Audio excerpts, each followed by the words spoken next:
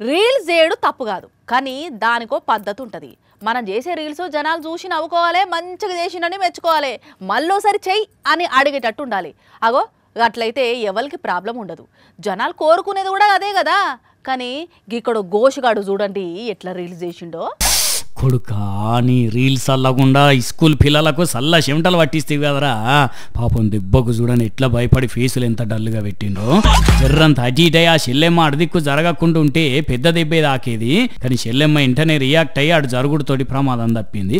మళ్ళా చూడండి గోషిగాడు ఎట్లా బిల్డప్ ఇచ్చిండో. ఇంకా బీహార్ రాష్ట్రం నలంద జిల్లాలో ముచ్చటిది. ఏమరా వారి పల్టీలు బాగానే వచ్చినవు, ఇదేదో పనికొచ్చే జాగల మంచి స్టేజ్ మీద చేస్తే సప్పట్లు కొట్టేటోళ్ళు కదరా చూసినోళ్ళు. ఇట్లా అమ్మాయిల ముందు ఎక్కిలేశాలు వేస్తే అందుకోరా చూసినోళ్ళు.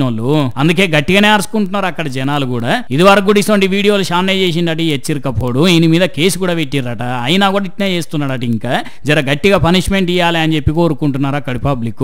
ఈయనే కాదు ఆ వీడియో తీసుకుంటే ఎంకరేజ్ చేసేటోని ఇంకింత ఎక్కువ అందుకోవాలి. ఏం పొలగాలురా చదివి అయ్యా వాళ్ళకు మంచి పేరు తీసుకురానరా అంటే వాళ్ళు సంపాదించుకున్న పేరు చెడగొట్టేది అందుకే ఉన్నారు కొందరు. ఇక ఈయన హెచ్చరిక పేశాలు ఈ తీరులుంటే హైదరాబాద్ అత్తాపూర్ కాడ చూడండి ఒక ముగ్గురు గోషిగాలు ఏం చేసిరో. పోతారై పోతారు, ఏమన్నా ఎటమటం అయిందంటే ముగ్గురికి ముగ్గురు దవాఖానకు పోతారు.